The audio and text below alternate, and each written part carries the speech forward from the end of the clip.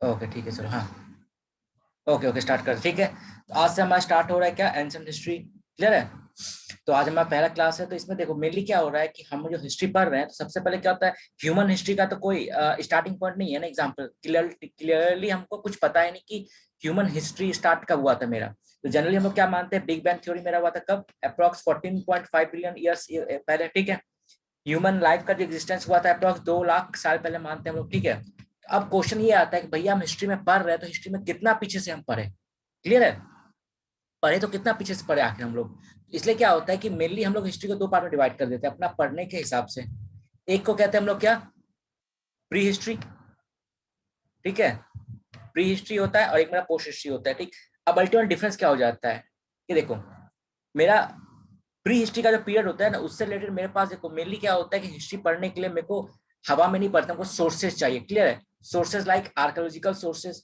ठीक। जिससे हमको पता चला कि उस टाइम में ऐसा बना था, तो हाँ ये सोच के बनाया होगा, ये सोच के बनाया होगा। दूसरा क्या होता है फिर मेरा लिटरेरी सोर्सेज।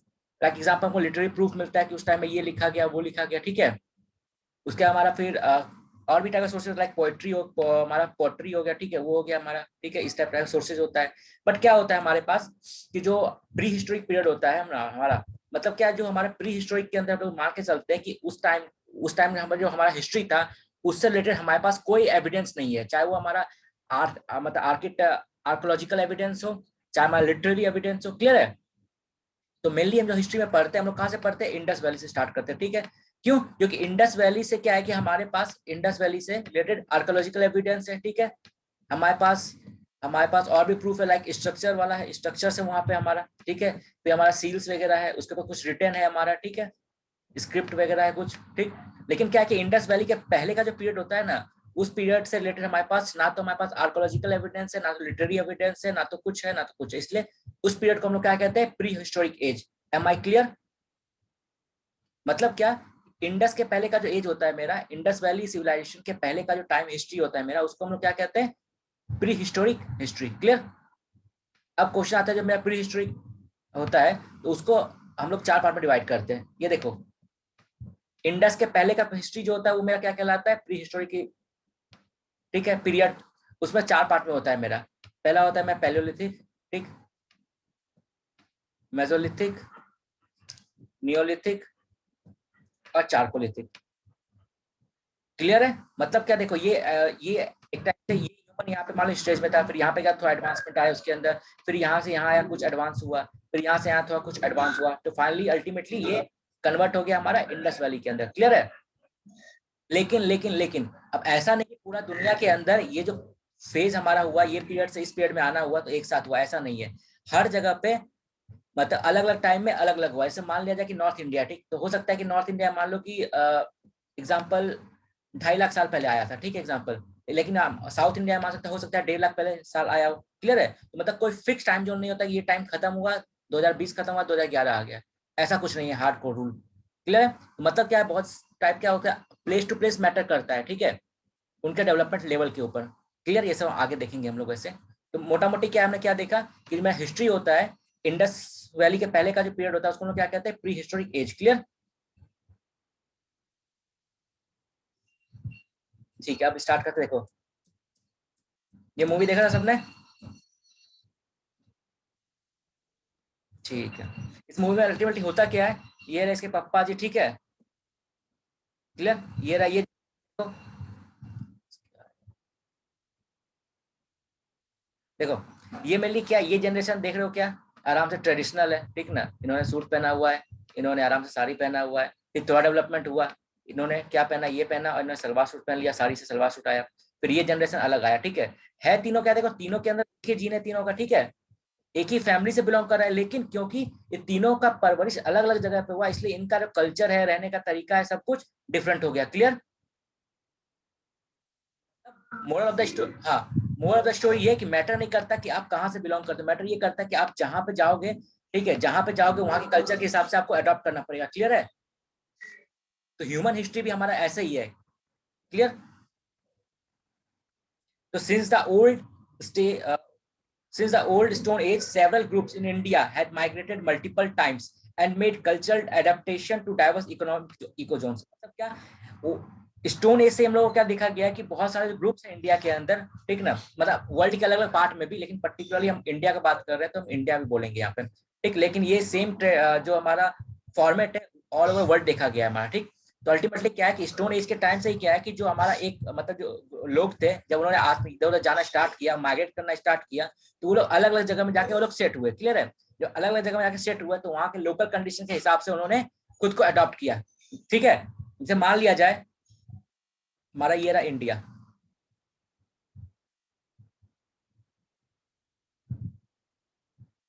क्लियर है। अब नॉर्थ ईस्ट से मान लो लोग आए इंडिया के अंदर, ठीक है, इंडिया में घुसे, ठीक है। अब क्या हुआ देखो यहाँ पर, इनको यहाँ फर्टाइल लैंड मिला, क्लियर। तो कुछ लोग यहाँ बस गए। अब फर्टाइल लैंड मिला तो उन्होंने खेती वगैरह करना स्टार्ट कर दिया, तो क्या वो खेती वगैरह अच्छा लैंड था, वहाँ पे खेती करना स्टार्ट किया। तो उनका जो फूड डाइट है, उनका जो डाइट है या खाना पीना जो फूड हैबिट है, उसमें क्या हुआ कि वेजिटेरियनिज्म आ गया। क्यों? क्योंकि उनका जो लैंड फर्टाइल था, उनको कहीं और को जाना नहीं पड़ा, तो आराम से खेती करो खाओ, क्लियर है। लेकिन वो लोग जब यहाँ थोड़ा और साउथ में आए वो लोग, तो उन्होंने क्या देखा कि यहाँ पे उतना ज्यादा फर्टाइल लैंड नहीं है, प्लस यहाँ पे सी भी है, तो अल्टरनेटिव उनको इसको खोजना पड़ा। तो यहाँ पे क्या हुआ, फिश था, इसलिए यहाँ पे जो लोग बसे, उनका जो फूड हैबिट में क्या है कि एक टाइप से फिश का इंपॉर्टेंट रोल आ गया, क्लियर है। तो मतलब क्या है, लोग तो वही है, लोग वही है, कहीं ना कहीं ट्रेडिशनल भी वही है, लेकिन क्या हुआ कि क्योंकि इनका रहने का जगह अलग अलग है, इसलिए इनका कल्चर के अंदर डिफरेंस आ गया, क्लियर। एक कॉमन एग्जांपल हम लोग हमेशा लेते हैं क्या, कि जैसे मान लिया जाए हमारा कि जो हिंदूज पॉपुलेशन मान लो बिहार में रह रहे हैं, ठीक है, और जो बंगाल में रह रहे हैं, ठीक। अब क्या है कि क्योंकि बिहार के अंदर एग्रीकल्चर लैंड हमारा बहुत अच्छा है, ठीक है, एग्रीकल्चर लैंड बहुत अच्छा है और सफिशिएंट एग्रीकल्चर लैंड है, प्लस रिवर वगैरह भी बहुत अच्छा अच्छा है हमारा, तो आराम से फार्मिंग के लिए बहुत अच्छा फैसिलिटी वहां पर है, ठीक, बहुत अच्छा एटमोस्फियर है वहाँ फार्मिंग के लिए। तो इसलिए क्या है कि वहाँ का जो पॉपुलेशन है वो मोर और लेस वेजिटेरियन है। क्यों? क्योंकि वहाँ का भैया कल्चर या जोग्राफिकल कंडीशन ही उन लोगों को ऐसा मिला है कि उनको कुछ और अल्टरनेटिव के बारे में सोचना ही नहीं पड़ा, क्लियर। लेकिन बंगाल के अंदर देख लो, क्योंकि यहाँ पे सी के पास है, ठीक है, उसके बाद वो उतना एग्रीकल्चर लैंड यहाँ पर नहीं, इसलिए यहाँ पे लोगों को एक अल्टरनेटिव खोजना पड़ा, ठीक है। अब देखो, अब मान लो एक हिंदुज्म का बात करते हैं, तो मान लो बिहार के अंदर भी हिंदू रिलीजन है, बंगाल के अंदर भी हिंदू रिलीजन है, लेकिन इनका कल्चर में बहुत बड़ा डिफरेंस हो जाता है। क्यों? अब जैसे दुर्गा पूजा के टाइम में क्या होता है, बिहार के अंदर क्या होता है, लहसुन प्याज भी अपना उस समय नहीं खा सकते हो, क्लियर है। लेकिन बंगाल के अंदर क्या होता है कि आपको नॉन वेज एज अ प्रसाद मिलता है, क्लियर है। एग्जाम्पल हमने बहुत बार डिस्कस किया है। तो इसका मतलब क्या है कि मान लिया जाए आज के टाइम में बिहार के अंदर मान लो कोई पॉपुलेशन है, मेरा दो religion example, Hindus and Muslims, ठीक है, मान लो, हाँ ये हिंदूज एंड मुस्लिम्स बिहार के अंदर है, केरला के अंदर भी है मेरा, ठीक। लेकिन केरला के अंदर जो हिंदू मुस्लिम्स होगा उनका कल्चर ज्यादा एक दूसरे से मिलेगा एज कम्पेयर टू इनका हिंदूज और बिहार के हिंदूज से, क्लियर है। क्योंकि ये लोग सेम जोग्राफिकल लोकेशन शेयर कर रहे हैं, सेम जोग्राफिकल एरिया मतलब कर रहे हैं, ठीक है। तो अल्टीमेटली क्या होता है, जो आपका रिलीजियस प्रैक्टिस होता है, चाहे वो कल्चर प्रैक्टिस हो गया आपका, वो डिपेंड करता है आपके जोग्राफिकल लोकेशन के ऊपर, ठीक है, क्लियर। सहेली देखो, क्लियर है ना यहाँ तक। So since the old age, Stone Age, several groups of in India had migrated multiple times and made cultural adaptation to diverse ecozones. Clear है? अब जैसे एग्जांपल जो डेजर्ट साइड में जाके बस गए, उन्होंने अपना खाने का हैबिट हो गया, कम पानी में रहने का हैबिट हो गया, ठीक है। फिर और मतलब वहां पर तक है मतलब हीट में रहने का आदत उन्होंने अडॉप्ट कर लिया सिचुएशन को, ठीक है। जो लोग शिमला में रहे एग्जांपल, ठंडी जगह में, उन्होंने वहां पे अडॉप्ट कर लिया, ठीक है। जो सी के पास है उन्होंने सी के एटमोसफियर को अडॉप्ट कर लिया। फिर जो फिर आपका डेक्कन प्लेट्यू में रहे वहां पे उनका कंडीशन उन्होंने अडॉप्ट कर लिया, क्लियर है। तो कल्चर कुछ नहीं होता, कल्चर अल्टीमेटली क्या होता है, ज्योग्राफिकल लोकेशन के हिसाब से या इकोलॉजी के हिसाब से, वहाँ का एनवायरनमेंट के हिसाब से खुद को अडॉप्ट कर लेना, ठीक। वो तो each group evolve its own culture responding to their living experience. तो हमने क्या देखा इसमें कि ये अल्टीमेटली सेम था, ठीक है, लेकिन जब क्या माइग्रेट हुआ तो जहां जहां जाके लोग बसा उन्होंने अपना अलग अलग कल्चर इवॉल्व कर लिया, क्लियर है। तो वही है यहाँ पे देखो, each group evolve its own culture responding to their living experience, जहाँ पे वो लोग रहा उस सिचुएशन के हिसाब से, वहाँ के एटमोस्फेयर के हिसाब से, वहाँ का लोकेशन के हिसाब से, ठीक, उन्होंने अपना खुद को इवॉल्व किया, ठीक है, इन इस place which lead to the pluralistic belief and system, जिसके कारण क्या हुआ कि हमारे कंट्री के अंदर क्या डाइवर्स कल्चर और डाइवर्स बिलीफ आया, क्लियर है। क्योंकि हमारा कंट्री जोग्राफिकली इतना ज्यादा डाइवर्स है कि जोग्राफिकली जो हमने क्या देखा है कि जो पॉपुलेशन होता है हमारा, ठीक, उसका कल्चरल प्रैक्टिस हो गया या रिलीजियस प्रैक्टिस हो गया, डिपेंड करता है उसका जोग्राफिकल लोकेशन पर, ठीक। अब क्योंकि इंडिया का जोग्राफी इतना ज्यादा डाइवर्स है, इसलिए यहाँ का जो पॉपुलेशन है, इसलिए ये लोग भी इतना डाइवर्स है, क्लियर है। अब देखते हैं क्या, हिस्ट्री पढ़ने से पहले मेरे को सबसे पहले ये जानना पड़ेगा कि आखिर मेरा सोर्स है क्या, क्योंकि अगर हमको सोर्स पता नहीं होगा कि सोर्स मेरा है क्या भैया, क्या मेरा सोर्स व्हाट्सएप वाला फॉरवर्डेड मैसेज है कि फेसबुक वाला फॉरवर्डेड मैसेज है, ठीक है, वो हिस्ट्री बताता नहीं। अल्टीमेटली जानना पड़ेगा कि अगर मेरे को हिस्ट्री जानना है तो मेरा सोर्स क्या है जिसके ऊपर हम बिलीव कर सके। क्योंकि अगर मान लो कोई मैसेज आ रहा है तुम्हारे पास, या कुछ भी चीज आ रहा है, एग्जाम कोई भी इन्फॉर्मेशन आ रहा है, तो जब तक तुम्हारे पास सोर्स पता नहीं होगा वो ऑथेंटिक नहीं हो सकता है। किसी का बैकग्राउंड वॉइस बहुत ज्यादा आ रहा है, कोई बंद कर लो।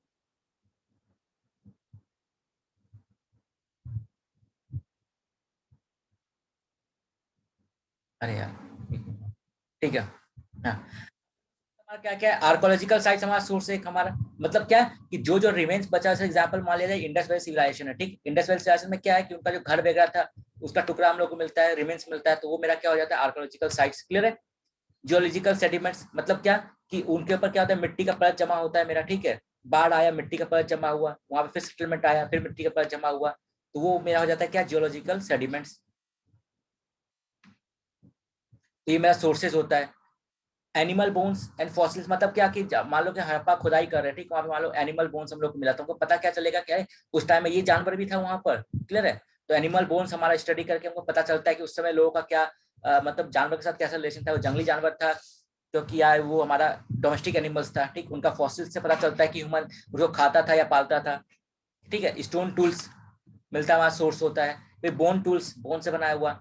रॉक पेंटिंग और आर्ट क्राफ्ट। अब रॉक पेंटिंग से हमें क्या पता चलता है, रॉक पेंटिंग में क्या होता है, जो लोग देखता था वही ड्रॉ करता था, ठीक है, जैसे हंटिंग सीन हो गया हमारा, और भी जो गैदरिंग सीन हो गया हमारा वो वाला। लेकिन क्या होता है, मैंने क्या बताया, जो हमारा प्री हिस्टोरिक पीरियड होता है उसमें हमारा कोई भी रिटन एविडेंस हम लोग को नहीं मिलता है, ठीक, तो no written evidence of this period for this period, although Harappan use a script. ठीक, देखो क्या है, अब देखो मैंने क्या बताया, प्री हिस्टोरिक पीरियड में तो हमारा कोई सोर्स था ही नहीं। क्लियर। और हड़प्पा के टाइम में जो मेरा सोर्स था, मतलब एक टाइप से जो स्क्रिप्ट था, वो हमको पता चला स्क्रिप्ट, लेकिन अभी तक उसको हम लोग डिपिक्ट नहीं कर पाए, मतलब उसको समझ नहीं पाए। क्लियर है। तो क्वेश्चन एमसीक्यू इस पे आ चुका है क्या, कि हड़प्पा जो लोग थे वो स्क्रिप्ट यूज करते थे, लेकिन उसका स्क्रिप्ट को हम लोग आज तक मतलब वो समझ नहीं पाए। क्लियर है, उसको डिकोड नहीं कर पाए। ठीक। उसका क्या होता है, एनिमल एंड प्लांट फॉसिल्स, तो उस समय का जो एनिमल और प्लांट फॉसिल्स हम लोग को जो मिलता है, रिमेन्स मिलता है, तो उससे हमको क्या इन्फॉर्मेशन पता चलता है, उस समय ये इन्फॉर्मेशन पता चलता है कि ह्यूमन का जो था, उस ह्यूमन का उस एनिमल के साथ या उस प्लांट के साथ कैसा रिलेशन था। क्योंकि एग्जाम्पल अगर मान लो ये ह्यूमन सेटलमेंट है, ठीक ना, और यहाँ पे कोई प्लांट या जानवर मिला आपको, तो इसका मतलब क्या शो करता है ये, कि कहीं ना कहीं ह्यूमंस ने उनको डोमेस्टिकेट किया था और उनका फूड हैबिट का पार्ट था वो। क्लियर है। हाँ, तो relationship of people with the environment and knowledge of farming practice by people. Clear. Human genes, जो हम लोग को ह्यूमन रिमेन्स मिलता है, बोन रिमेन्स मिलता है हम लोग को, तो उससे क्या होता है, हम लोग जीन्स का स्टडी करके हमको पता लगाया जा सकता है कि अल्टीमेटली जो इंडिया के अंदर जो ह्यूमन का इवोल्यूशन हुआ या फिर माइग्रेशन हुआ वो कहाँ से हुआ था, उसका ओरिजिन कहाँ पे हुआ है। क्लियर है। तो human gene an important source for understanding pre historic migrants. Clear. Early human और modern human ancestor fossils is rare in India. अब मैंने क्या बताया, क्योंकि हमारा जो ऐसा थ्योरी हमारा कहा जाता है कि हमारा जो माइग्रेशन हुआ है ह्यूमंस का, वो अफ्रीका से हुआ है। क्लियर है। तो क्या है, स्टार्टिंग में जो अर्ली ह्यूमंस थे हमारे कहाँ से, अफ्रीका से निकल के आए थे। क्लियर है। अफ्रीका से फिर यूरेशिया से होते हुए फिर इंडिया के इधर आए होंगे। क्लियर, ऐसा कहा जाता है, हमारा थ्योरी जो मोस्ट एक्सेप्टेबल थ्योरी है, ठीक है वो। तो इसका मतलब क्या है कि इंडिया के अंदर अर्ली ह्यूमंस का और जो इवॉल्व जो हम लोग मानते हैं मॉडर्न ह्यूमंस, उसका जो रिमेन्स होगा बहुत कम होगा। इंडिया के अंदर सिर्फ एक ही जगह पे है जो हमारा अर्ली ह्यूमंस का रिमेन्स हमें मिलता है। ठीक है। इसका नाम याद रखना पड़ेगा, क्या, और होशंगाबाद के पास मिलता है, ठीक है, जिसको लोग नर्मदा ह्यूमंस कहते हैं। क्योंकि नर्मदा रिवर के पास मिलता है, इसलिए हम लोगों ने उस रिमेन्स का नाम रख दिया, फॉसिल्स का नाम रख दिया हमने नर्मदा ह्यूमंस। क्लियर। तो इंडिया के अंदर अर्ली ह्यूमंस का जो फॉसिल्स मिलता है वो सिर्फ कहाँ मिलता है हम लोग को, हथनौरा होशंगाबाद में, जो कि मध्य प्रदेश में। क्लियर है। तो हाँ, animal fossils are used to understand environmental condition in which people live. अब एनिमल फॉसिल्स की बात हमको समझ में आता है कि उस समय का एनवायरमेंटल कंडीशन कैसे था। ठीक। जैसे एग्जांपल मान लो, आई मीन एनिमल्स का हम लोग पढ़ रहे हैं, अगर मान लो कि हम लोग को उस समय भेड़ मिला उस जगह पे, ठीक है, तो उसके ऊपर क्या होता है, थिक परत होता है हमारा, मतलब रुई का वो होता है। वो एनिमल्स पे क्यों होता है हमारा, अल्टीमेटली उनको कोल्ड से बचाने के लिए होता है। तो हम लोग एनिमल्स के थ्रू हम लोग उस समय क्लाइमेट वगैरह के बारे में पता कर सकते हैं। ठीक है। हाँ, अब प्री हिस्टोरिक पीरियड हम लोग किसको कहते हैं, प्री हिस्टोरिक पीरियड मैंने क्या बताया। हाँ,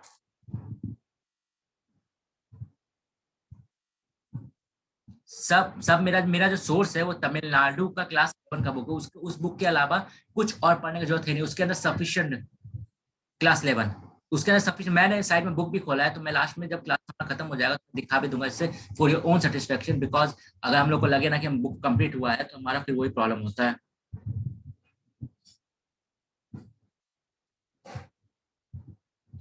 ठीक है, चलो स्टार्ट करते हैं। हाँ, तो मैंने क्या बताया था, प्री हिस्टोरिक पीरियड में क्या होता है, इंडस वैली के पहले क्या होता है, इंडस वैली के पहले का जो पीरियड है मेरा, उसको हम लोग क्या कहते हैं, प्री हिस्टोरिक पीरियड है।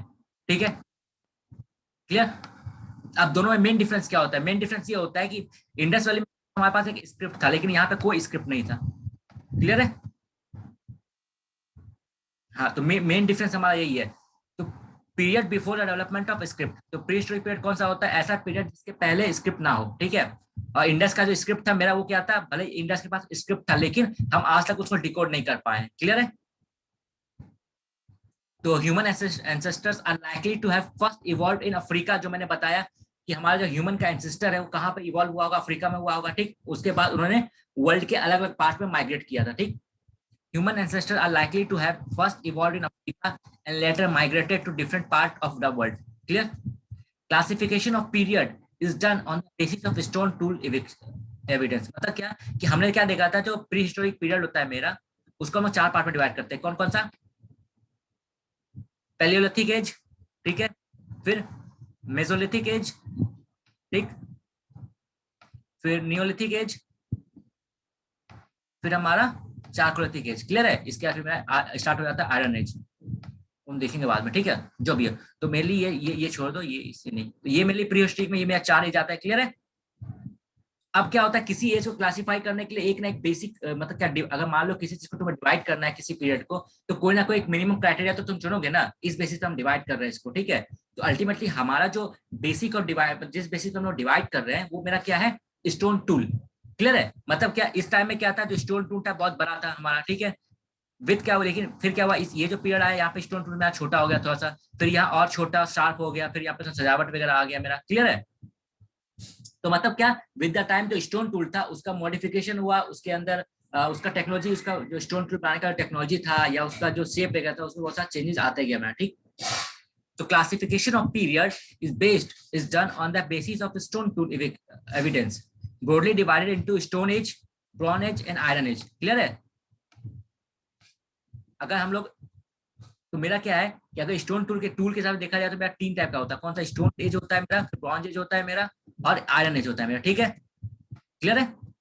अब ये जो अब ये जो मेरा स्टोन एज है ना, स्टोन एज, इस स्टोन एज को हम लोग कहते हैं क्या, प्री हिस्टोरिक एज। क्लियर, जिसको फिर हम चार पार्ट में डिवाइड करते हैं।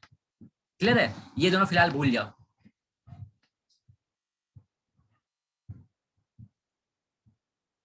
स्टोन एज को ही हम अल्टीमेटली इंडायरेक्टली कहते हैं हम लोग प्री हिस्टोरिक एज। क्लियर है। क्योंकि ब्रॉन्ज एज के टाइम में क्या होता है, मेरा स्टार्ट हो जाता है मेरा कौन सा, इंडस वैली। क्लियर है। तो वहां हाँ, हाँ, नियोलिथिक, चारकोलिथिक। ठीक है, इंडस वैली, हाँ, इसीलिए इसका भूल जाओ फिलहाल, क्योंकि अभी आज जो टॉपिक को स्टोन एज है। क्लियर है। क्लियर है, वो हम देखेंगे बाद में। तो देख लेते हैं कि करके चारों एज के बारे में। पैलियोलिथिक एज में क्या हमारा क्या था सिचुएशन, उस समय कंडीशन क्या था वो देखते हैं हम लोग। ये क्या होता है, अर्लीस्ट एज ऑफ हिस्ट्री मानते हैं। क्लियर है। क्योंकि मैंने क्या बताया, सबसे स्टार्टिंग में ये फेज था, ये आगे बढ़ने का फेज है। क्लियर है। मेसोलिथिक में आया, फिर म्यूजियोलिथिक से नियोलिथिक में गया, फिर चारकोलिथिक में आ गया। क्लियर है कि पैलियोलिथिक एज में क्या था, earliest age of history divided in lower palaeolithic age, middle palaeolithic age and upper palaeolithic age. तो पैलियोलिथिक एज को जो हम है तीन पार्ट में डिवाइड करते हैं। ठीक है, लोअर, मिडिल और अपर। क्लियर है। ठीक है, उसका हमारा कौन सा आता है, मेसोलिथिक एज आता है। ठीक है, मेसोलिथिक एज क्या होता है, उस मेसोलिथिक के बाद क्या आया मेरा, मेसोलिथिक आया। ठीक है, मेसोलिथिक के बाद मेरा क्या आता है, मेरा नियोलिथिक एज। ठीक है, नियोलिथिक एज का सबसे बड़ा फीचर क्या है हमारा, एनिमल एंड डोमेस्टिकेशन डेवलप। तो नियोलिथिक एज में हमारा क्या स्टार्ट होता है, हमारा एनिमल और प्लांट का डोमेस्टिकेशन। क्लियर है। और फूड प्रोडक्शन। इसके मतलब क्या है, पैलियोलिथिक और मेसोलिथिक एज में क्या था, मोर और लेस ह्यूमंस थे, वो क्या थे, हंटर थे। ठीक, और गैदरर थे। क्लियर है, हंटर थे और गैदरर थे। अल्टीमेट और देखा जाए तो कहता है जो मेल मेंबर थे वो हंटिंग पे फोकस करते थे, और जो फीमेल मेंबर थी वो गैदरिंग पे फोकस करते थे। क्लियर है। हाँ, उसका क्या, नियोलिथिक एज जब आया तो मेरा क्या थोड़ा मतलब एक तरह से सेटलमेंट स्टार्ट हो गया, ठीक है। तो हमारा क्या था, डोमेस्टिक एनिमल्स का डोमेस्टिकेशन और प्लांट्स का डोमेस्टिकेशन स्टार्ट हो गया हमारा, क्लियर है। और फूड प्रोडक्शन भी हमारा स्टार्ट हो गया। तो इस नियोलिथिक में क्या है कि हमारा थोड़ा थोड़ा सेटलमेंट आना स्टार्ट हो चुका था, ठीक। कल्चर ऐसे बोल सकते हैं मेसोलिथिक के लास्ट लास्ट में स्टार्ट हुआ हमारा, और नियोलिथिक में फुल फिल में आ गया। तो ये करके हम लोग देखते हैं फिर जो मेरा लोअर पैलियोलिथिक एज था हमारा culture. Evidence found in different part of Indian subcontinent, मतलब क्या ये ऑल ओवर इंडियन सबकॉन्टिनेंट में अलग अलग पार्ट में इसका एविडेंस हम लोग को मिलता है, ठीक। First palaeolithic tool were identified at the site of Pallavaram near Chennai. तो पहला जो पैलियोलिथिक टूल हम लोग को मिलता है, कहाँ मिला है हम लोग को, पालावरम, ठीक है, चेन्नई के पास, क्लियर, इसको याद रखना है, ठीक है। ज्यादा चाप नहीं लेना है यहाँ पे, क्योंकि मैंने जहां तक देखा है लास्ट 10 ईयर्स में, मतलब इंडस के पहले प्री के अंदर क्वेश्चन लोग पूछता नहीं है, क्या मेंस में भी नहीं पूछता है, क्लियर, क्वेश्चन आया हुआ नहीं है इतना सालों, मतलब आफ्टर लास्ट 10 ईयर्स में, तो बस समझो। तो मेन हमारे क्वेश्चन एग्जाम पर्पज से जो इंपॉर्टेंट होगा वो इंडस से स्टार्ट होगा हमारा क्वेश्चन, बट फिर भी समझ लो, पता नहीं कब क्या हो जाए, ठीक है। तो हमारा जो पैलियोलिथिक कल्चर का सबसे अर्लीस्ट टूल हम लोग को मिलता है, कहाँ मिलता है, पोलाराम में मिलता है, चेन्नई के पास। अब पैलियोलिथिक एज में क्या था, they used a tool for hunting, जो मैंने क्या बताया पर्पस क्या था, हंटिंग और गैदरिंग, क्लियर है। तो वो लोग जो टूल यूज करता था, स्टोन का टूल, वो किस पर्पस के लिए यूज करता था, शिकार करने के लिए, हंटिंग के लिए, बचरिंग के लिए, स्किनिंग द एनिमल्स, उसका चमड़ी निकालने के लिए, breaking the bones for bone marrow निकालने के लिए यूज करता था वो लोग, बोन्स को तोड़, रिकवर प्लांट फूड। अब मतलब हड्डी से क्या होता था, प्लांट का हुआ, तो मतलब मान लो कोई ठोस वगैरह प्लांट से, एग्जाम्पल कोकोनट टाइप का, तो उसको तोड़ने के काम में आता था, ठीक। तो recover plant food and to proceed food, food process के लिए भी यूज होता था हमारा, जैसे एग्जाम्पल मान लिया हड्डी एग्जाम्पल, ठीक ना, या स्टोन है। अब मान लो कुछ उसको पीसना हो, कुछ फूड, और मान लो कि कुछ उसने लाया, उसको अल्टीमेटली पीसना हो एग्जाम्पल, या तोड़ना हो, तो उस स्टोन टूल से वो लोग यूज करता था। तो अल्टीमेटली क्या बोल सकते हैं, हमारा जो फूड प्रोसेसिंग जो था वो भी एक टाइप से, फूड प्रोसेसिंग का मतलब क्या होता है कि अल्टीमेटली जो फूड है आप उसको वैल्यू एडिशन कर रहे हो, क्लियर है। वो सिंपल सा मतलब ये होता है। तो हमारा जो फूड प्रोसेसिंग जो था वो अल्टीमेटली कहीं ना कहीं पैलियोलिथिक कल्चर में भी था पार्ट, क्लियर है। अब दूसरा बात क्या होता है, ये जो कल्चर था हमारा लोअर पैलियोलिथिक एज, वो क्या था, वेस्टर्न घाट में एब्सेंट था हमारा, कोस्टल एरिया में एब्सेंट था हमारा, ठीक है।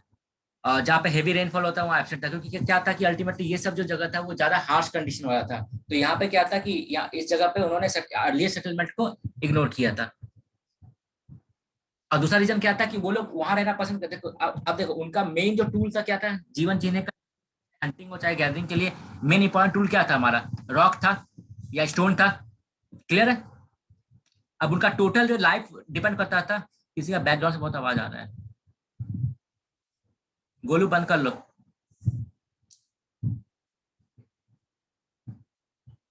ठीक है।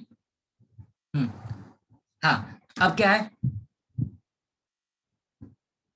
हाँ तो मैं क्या बता रहा था, देखो अब क्या है कि ये जो पैलोथिक पीपल्स उस टाइम में, उनका जो मेन टूल था या फिर जो मेन इक्विपमेंट था वो क्या था, स्टोन था, क्लियर है। तो इसका मतलब क्या कि भैया वो जहां पर वहीं पे बसेंगे जहां पे उसको इजिली रॉक मिल सके, जहां पे इजिली स्टोन मिल सके, मतलब पहाड़ के आसपास, क्लियर है। दूसरा बात वो कि उनको पास ऐसा कोई सिस्टम था नहीं कि लाइक स्टोरेज के लिए, उसके लिए, इसके लिए, तो अल्टीमेटली जीने के लिए पानी भी चाहिए। तो इसका मतलब क्या, वो लोग ऐसी जगह पे बसेंगे जहां पर रिवर हो और माउंटेन हो, क्लियर है। हम्म। तो absent in western Ghat coastal areas, in north eastern states, heavy rainfall, harsh condition जहां होता था वहां पे वो लोग नहीं बसता था, या जहाँ पे रॉ मटेरियल उन लोग को नहीं मिल पाया वहां पे वो लोग नहीं बसता था, clear. Sites are found more in central India, क्योंकि सेंट्रल इंडिया में हमारा क्या है, हमारा कौन कौन सा माउंटेन है, बताना एक बार। हमारा सतपुरा है, ठीक है, अमरकंटक है हमारा, क्लियर है। सतपुरा है, विंध्यास है, अमरकंटक है, महादेव है, बहुत सारा हिल है वहां पे। तो इसका परफेक्ट सेटल जगह था उन लोगों का बसने के लिए, क्योंकि वहां पे रॉक भी मौजूद था, स्टोन भी था, पहाड़ भी था, प्लस नदी भी था, क्लियर है। इसलिए ना हम लोग को अर्लीस्ट अर्लीस्ट एविडेंस हम लोग कहाँ से मिलता है, भीमबेटका, मध्य प्रदेश, नर्मदा तो है ही ना, उसके अलावा भीमबेटका केव हमारा, क्लियर है, जो एमपी में है। तो क्लियर ये चीज हो गया। हाँ, sites are found more in central India, found in more past of इतना, ठीक है, except Ganga valley, Ganga valley में नहीं मिलता है वहां पे, क्योंकि वहां पे उतना ज्यादा माउंटेन है नहीं, ठीक है, रिवर है लेकिन माउंटेन नहीं है। साउथर्न तमिलनाडु में नहीं मिलता, इस सब नहीं मिलता, ठीक। तो मैंने बताया पलावरम जो चेन्नई में था वहां मिलता है हमारा, भीमबटका राजस्थान, मतलब ये मध्य प्रदेश में वहां मिलता है हमारा, हुंसी वैली कर्नाटका में वहां मिलता है हमारा, ठीक है। हाँ, बिहार, बिहार यूपी मान सकती हो, वहां पे उतना माउंटेन नहीं है ना। हाँ हाँ, तो वही बात है कि वहां मिलता है, तो इसलिए वहां पे नहीं होता है। ठीक है, हम लोगों ने कहाँ से स्टार्ट किया था, एक सेकेंड।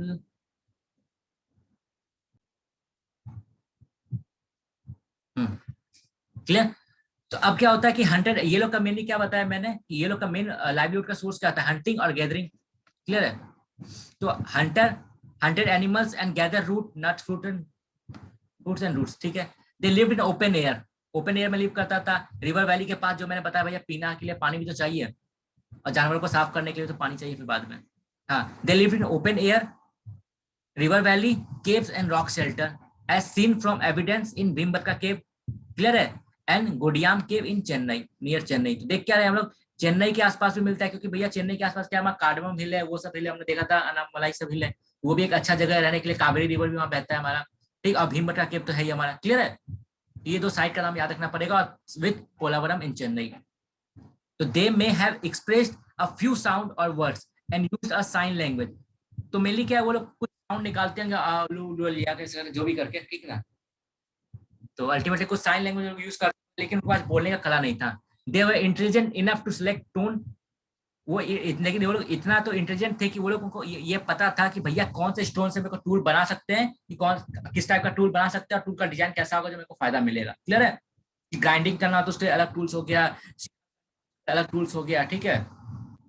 तो they were intelligent enough to select stones as raw materials, use tools and design tools. Clear है। अब थोड़ा डेवलप ये लोग होता है, थोड़ा डेवलप होकर क्या होता है, मिडिल पैलेयोलिथिक एज में आता है। ठीक है। तो मिडिल पैलेयोलिथिक एज का हम लोग को साइट कहाँ कहाँ मिलता है, नर्मदा के पास मिलता है, गोदावरी के पास मिलता है, रिवर के पास ही मिलेगा। मैंने क्यों बताया भैया, जीने के लिए चाहिए पानी। क्लियर है। तो जो भी अर्ली सेटलमेंट जहां पर भी होगा, पानी के सोर्स से ज्यादा दूर होगा नहीं। ठीक है, इसलिए अर्ली सेटलमेंट जो मेरे को जो भी मिलेगा, वो रिवर वैली के आसपास ही मिलेगा, और खासकर सेंट्रल इंडिया में मिलेगा, क्योंकि वहां पर पहाड़ वगैरह भी है, तो उनको इजिली आपका रॉ मटेरियल मिल जाएगा उसके लिए। तो sites are found in Narmada, Godavari, Krishna, Yamuna and other river valley. ठीक। पीपल ऑक्युपाइड ओपन एयर, खुले में रहता था। Cave and rock shelter sites, ठीक है, जो मैंने ऊपर देखा, हंटर गैदर करता था, और टूल बिकेम स्मॉलर। तो हमने क्या देखा कि जैसे हम लोग पैलियोलिथिक से हम लोग जैसे चारकोलिथिक में आते हैं ना, तो हमारा टूल का जो साइज होता है ना, डिजाइन और साइज धीरे छोटा होते रहता है। ठीक है। जैसे पैलियोलिथिक में क्या होता है कि बड़ा सा पत लोअर, जैसे पैलियोलिथिक के अंदर भी क्या आता है ना, मेरा तीन स्टेज था ना हमारा, लोअर वाला, फिर मिडिल वाला, फिर अपर वाला। तो इसमें भी जैसे जैसे हम लोग एडवांस होते रहेंगे हम लोग, ठीक नहीं, ये एडवांस जैसे हो रहे हैं हम लोग, तो क्या हो रहा है कि हमारा स्टोन का जो टूल का साइज है वो रिड्यूस हो रहा है। क्योंकि क्या हो रहा है कि पहले क्या होता था कि मान लो कि स्टार्टिंग में क्या हो सकता था कि वो बड़ा पत्थर उठा के फेंक के जानवर को मारता था। ठीक है। क्लियर है। लेकिन फिर अरे उतना जरूरत ही नहीं है, अगर मैं उसको नुकीला कर देता हूँ तो आराम से पॉइंटेड करके उसको छील सकता हूँ, मार सकता हूँ। तो उन्होंने फिर उसको पॉइंटेड किया था दिमाग लगा के। ठीक है। फिर उनको ये लगा कि हाथ में लेके भागना पॉसिबल नहीं हो पाता, एक काम करता हूँ, डंडा में बांध देता हूँ रॉक को, मतलब नुकीला पत्थर को, मैं जिससे कि आराम से फेंक के मार सकूँ मैं दूर से भी। क्लियर है। तो फिर वो एडवांसमेंट हो गया थोड़ा। तो मैंने क्या होता है, जैसे एग्जाम्पल स्टार्टिंग में क्या था, वो पत्थर उठाया, जानवर के पास गया, जानवर को पत्थर से मार दिया। ठीक, लेकिन उसमें ज्यादा रिस्क है अपना।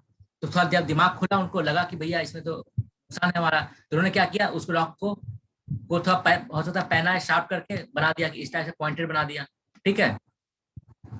अब उससे आके मारने लगे तो इजिली वो मर भी जाएगा, लेकिन यहाँ पे रिस्क क्या था भैया, मारने के लिए भी तो आपको जाना पड़ेगा जानवर के पास ना, जानवर के पास जाके आपको मारना पड़ेगा, तो उसमें भी रिस्क था, जान गया होगा। तो उन्होंने फिर खुद को रिफॉर्म किया, इवॉल्व किया। तो फिर क्या किया, एक डंडा पकड़ा। ठीक है। डंडा के आगे में बांध दिया। ठीक है। अब क्या है कि भैया वो फेंक के ही मार सकता है जानवर को दूर से, तो सेफ्टी का सेफ्टी भी हो गया इसके पास, और प्लस शिकार का शिकार भी हो गया। क्लियर है। ये बस समझाने के लिए था, असली में तो मैं भी मैं थोड़ी था वहां पे देखने के लिए वो लोग कैसे इवॉल्व किया। ठीक है, समझ में आ गया ना अल्टीमेटली ये चीज। अब देखते हैं अपर पैलेolithic एज। तो मेरा क्या अपर पैलेolithic एज क्या होता है, मेरा देखा जाए तो 40,000 बीसी से 10,000 बीसी तक होता है मेरा। ठीक है। तो इनोवेशन जो मैंने क्या बताया कि विद द टाइम क्या हुआ कि उनका जो स्टोन टूल का टेक्नोलॉजी था उसमें इनोवेशन लाया उन्होंने। ठीक है। Innovation in tool technology and increase capability of humans, जो मैंने बताया ना। अब क्या उनका कैपेबिलिटी इंक्रीज हो गया, अब ये वाला टूल हुआ तो वो लोग आराम से मतलब बिना रिस्क के आराम से जानवर को फेंक के मार सकता है। शिकार भी उनका हो गया, एबिलिटी भी उनका इंप्रूव हुआ, सेफ्टी भी आ गया उनके अंदर।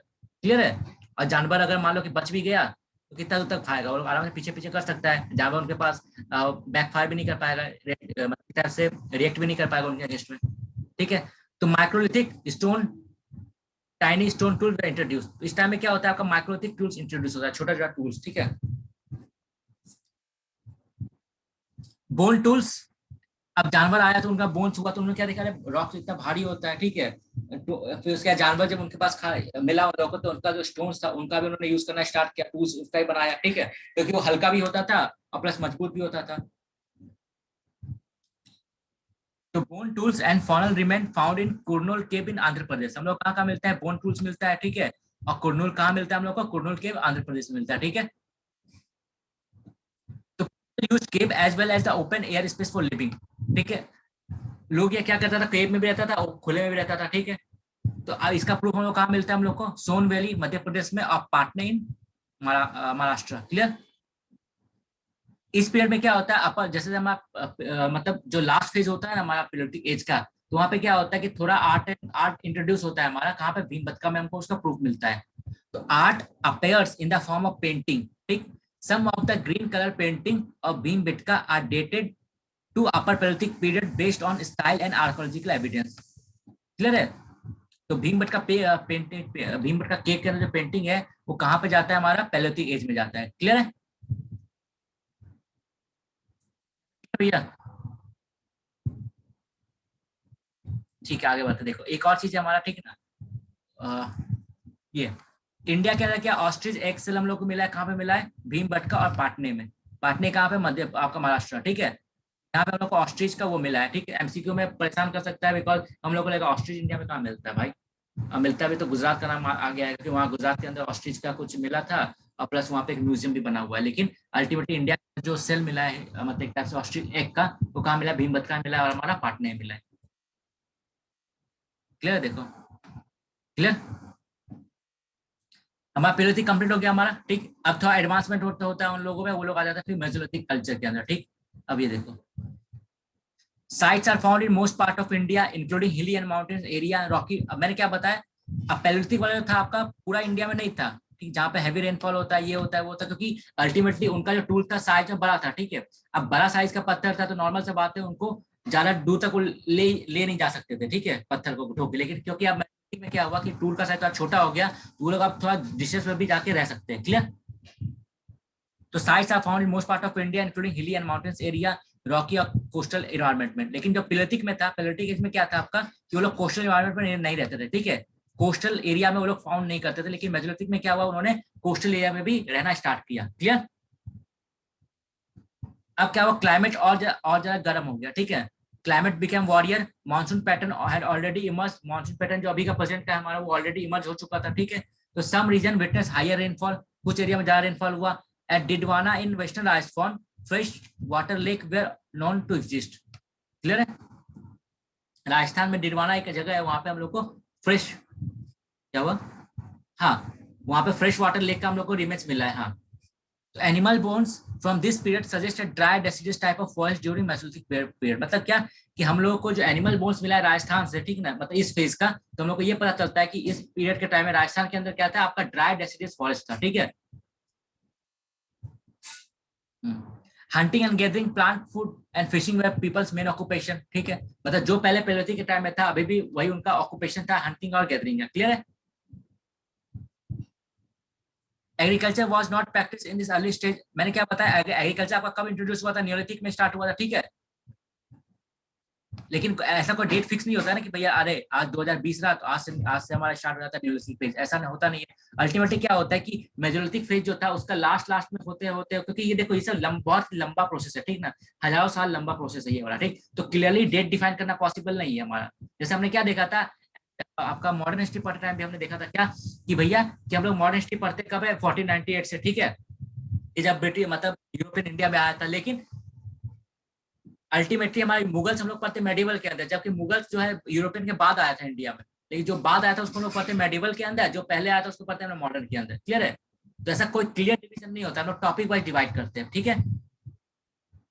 तो वही बात है हमारा, देखो agriculture was not practised in the early stage, at the end of Mesolithic period humans domesticate animals, clear है। इसके लास्ट स्टेज में उन्होंने ह्यूमंस ने डोमेस्टिक किया एनिमल्स को और प्लांट्स को। Rock paintings of central India depict hunting. तो मैंने क्या बताया, भीमबेटका केव जो आपका मिला सेंट्रल इंडिया में, वो वहां पे क्या मिलता है आपको, हंटिंग का सीन मिलता है, ठीक है, ट्रैपिंग का, फंसा रहा है उसको, फिर फिशिंग का मिलता है, फिर प्लांट फूड कलेक्शन का सीन हम लोग को मिलता है। इससे पता चलता है क्या, वो हंटिंग करता था, ठीक है, फिशिंग करता था, प्लांट फूड कलेक्शन करता था। तो animal fossils evidence of cattle, ठीक ना, बछड़े का मिलता है हम लोग, गाय वगैरह कैटल का मिलता है हमको, ठीक है, बफेलो का हड्डी मिलता है, एनिमल फॉसिल्स मिलता है, ठीक, बारहसिंगा का मिलता है, सांबर का मिलता है, नीलगिरी का मिलता है, टर्टल का मिलता है, फिश का मिलता है, ठीक है। तो बोन्स ऑफ राइनोसोरस भी हम लोग को मिलता है, ठीक है, एलिफेंट का बोन्स मिलता है। मतलब क्या वो लोग इस सब को खाता था, क्लियर है। तो अल्टीमेटली हम कितना भी अभी वेजिटेरियन वेजिटेरियन बोले, लेकिन हमारे एंसेस्टर जो थे कहीं ना कहीं वो सब खाते थे। चलो आगे बढ़ते हैं। Paintings of Bhimbetka shows main and women went together for hunting. Bhimbetka का पेंटिंग से लोग क्या पता चलता है कि मेन और वुमेन दोनों साथ में हंटिंग करते हैं, ठीक है। अब एक इंपॉर्टेंट, ठीक है, वो अभी इसमें इंपॉर्टेंट नहीं है आपका। तो मेनली क्या होता है, देखो सोसाइटी जब था मेन, देखो सोसाइटी में जब हमने बात करते हैं जेंडर डिस्क्रिमिनेशन, तो उसका ओरिजिन कैसे होता है, जब देखो मैन और वुमेन जब दोनों सेम टाइप का काम कर रहा है, ठीक है, जब दोनों सेम टाइप का काम कर रहा है, तो दोनों में से किसी के अंदर सुपीरियरिटी का नहीं आता है बात, क्योंकि दोनों सेम टाइप का काम कर रहा है, ठीक है, क्लियर। लेकिन जब इनका काम के अंदर डिवीजन ऑफ लेबर हो जाता है, देखो दोनों अगर मान लो कि आज के डेट में सभी इंसान एक जैसा काम ही कर रहे हैं, तो उनके पीछे सभी का इक्वल रिस्पेक्ट होगा, कोई ऐसा नहीं हायरार्की नहीं बनेगा। लेकिन जब डिवीजन ऑफ लेबर स्टार्ट हो जाता है कि मैन को बोले कि भैया hunting hunting requires fast movement, ठीक है, जो कि मैन कर सकता है, ठीक है। दूसरा बात क्या, फीमेल क्या है, फास्ट मूवमेंट नहीं है। दूसरा क्या कि फीमेल कहीं ना कहीं ड्यू टू बायोलॉजिकल रीजन उनको चाइल्ड बॉर्न करना पड़ता है, मतलब 9 महीने रखना पड़ता है, उसके बाद चाइल्ड को फीड करना पड़ता है, तो वो जो वायलेंटली एक्टिविटी में पार्ट नहीं ले सकती है, ठीक है, क्लियर। तो इसलिए क्या हुआ, बायोलॉजिकल रीजन के कारण क्या हुआ कि हंटिंग कहीं ना कहीं मैन डोमिनेटेड हो गया आपका, ठीक। और गैदरिंग के अंदर क्या होता है, रिस्क कम होता है, प्लस इसमें फिजिकल एक्टिविटी थोड़ा कम होता है, इसलिए क्या हुआ कहीं ना कहीं वुमेन को के हाथ में चला गया, ठीक है। तो अर्लीस्ट में क्या हुआ कि हमारा प्री हिस्टोरिक एज के अंदर ही सबसे पहले बार हमारा डिवीजन ऑफ लेबर हो गया था on the basis of gender, clear है। तो हमारा on the basis of gender हमारा डिवीजन ऑफ लेबर हो चुका था, ठीक है। अब क्या हुआ कि विद द टाइम क्या हुआ, ये जो डिफरेंसेस था, ये डिवीजन ऑफ लेबर था, तो इसको कहीं ना कहीं इसको ज्यादा मतलब एक टाइप से वैल्यू मिलना स्टार्ट हो गया, इसके वर्क को कहीं ना कहीं नेग्लेक्ट करना स्टार्ट कर दिया गया, जिसका हम ultimately with the time differences ज्यादा होते रहा, आज हम क्लियर है।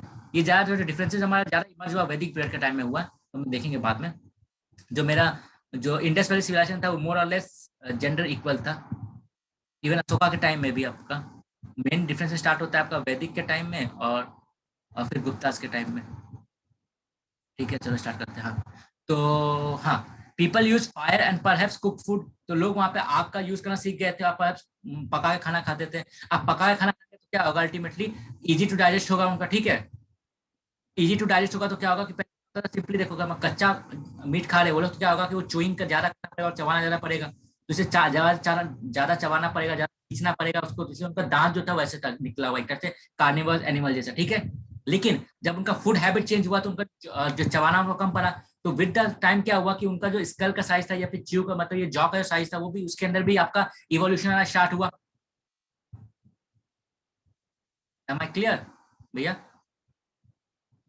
हेलो, क्लियर है ना। क्योंकि देखो हाँ, क्योंकि अब पका हुआ खाना वो लोग खा रहे हैं, तो उनको कम चबाना पड़ेगा, कम चबाना पड़ेगा, तो उनका जीव का जो मतलब ये जो शेप है वो उसके अंदर भी रिफॉर्म आएगा, उसके अंदर भी इवोल्यूशन होगा, ठीक है। People use fire and perhaps cook meat cook food, domestic animals bones of cattle, तो हम लोग क्या डोमेस्टिक कैटल का डोमेस्टिक बोन्स हम लोग को मिलता है, शिप का मिलता है, गोट का मिलता है, पिग का मिलता है, डॉग का मिलता है, ठीक ना। कहाँ से मिलता है हम लोग को, आदमगढ़ से मिला है, ठीक, और भीमबेटका केव से मिला है, ठीक है। पीपल वेयर हाईली मोबाइल, अब लोग देखो, अब यहाँ पे क्या है कि हंटिंग हंटिंग और गैदरिंग ऐसा चीज है कि देखो यहाँ पे आपने आज कुछ दिन हंटिंग किया, यहाँ पे कुछ दिन गैदरिंग किया, अब इस एरिया में मान लो प्लांट खत्म हो गया, एनिमल्स माइग्रेट के भाग गया, ठीक है, डर के मारे, तो आपको टाइम टू टाइम क्या होता है, माइग्रेट करना पड़ता है, ठीक है, मूवमेंट करना पड़ता है एक प्लेस से दूसरे प्लेस, मतलब सेटलमेंट, वो लोग सेटल्ड पर्सन नहीं था, क्लियर, क्लियर हुआ। क्योंकि हंटिंग के लिए मान लो कोई शिकारी है, एक एरिया में कब तक शिकार करेगा वो, ठीक है, नॉर्मल सा बात है, कभी ना कभी तो उसको मूव करके जाना पड़ेगा ना उस एरिया में शिकार के पर्पज से, तो वो लोग क्या टाइम टू टाइम मूव वो लोग करते रहते थे, माइग्रेट करते रहते थे, ठीक है।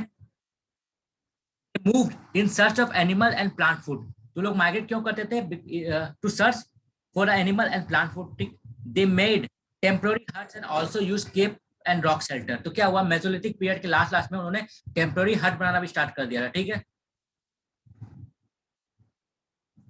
अब पहले जो रॉक शेल्टर था वो सब तो वो लोग यूज कर ही रहा था। दे बरीड द डेथ, उन्होंने डेथ को बरीड करना भी स्टार्ट कर दिया। क्लियर है, दब मतलब एक टाइप से उसको दफनाना स्टार्ट कर दिया, ठीक है। तो अल्टीमेट देखा जाए तो क्या हम सबके पूर्वज जो थे वो कहीं ना कहीं आफ्टर डेथ लोगों को दफनाते ही थे, ठीक है। तो which suggested their believes in the human relationship, जिससे ये पता चलता है कि वो कहीं ना कहीं उनका सोसाइटी के अंदर ह्यूमन रिलेशनशिप था, जिससे कि वो लोग आदर पूर्वक उन लोग को दफनाते थे, वरना ऐसे ही छोड़ देते वो लोग भी। यहाँ तक क्लियर हो गया। अब मेरा आता है नियोलिथिक कल्चर। तो नियोलिथिक कल्चर के बारे में अभी तक क्या देखा है कि नियोलिथिक कल्चर में मेरा है डोमेस्टिकेशन ऑफ एनिमल्स और प्लांट स्टार्ट हुआ था मेरा, ठीक। तो नियोलिथिक कल्चर में क्या है मेरा, beginning of agriculture and animal domestication, clear, resulted in the production and supply of a large quantity of grains and animal food। ठीक है। अब देखो बात क्या है कि देखो अगर आप एक बार एग्रीकल्चर करना स्टार्ट करोगे, ठीक है, पहले क्या होता था, ह्यूमंस यहाँ पे एनिमल्स है तो यहाँ चला गया, यहाँ पे पौधा है तो यहाँ पे गया, अपना खाया पिया मौज किया, फिर दूसरा जगह पौधा खोजने निकल गया, ठीक है।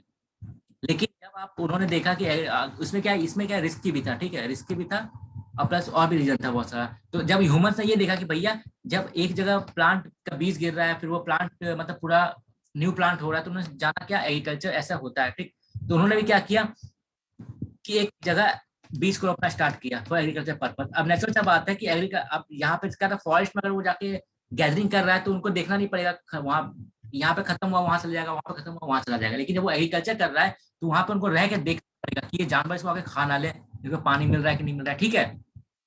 तो अल्टीमेटली क्या कि जब एग्रीकल्चर इंट्रोड्यूस हुआ तो उसके साथ ही हमारा सेटलमेंट भी आया।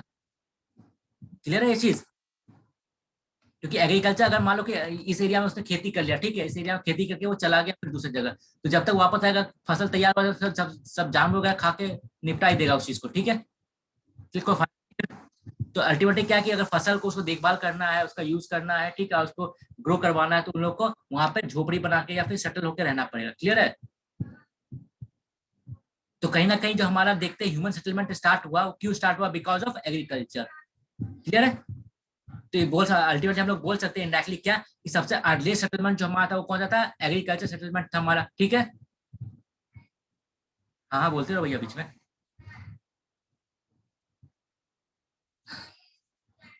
क्या अर्लीस्ट हाँ, अर्लीस्ट ह्यूमन सेटलमेंट जो था हमारा कौन सा था, मतलब एग्रीकल्चर सेटलमेंट था हमारा, ठीक है।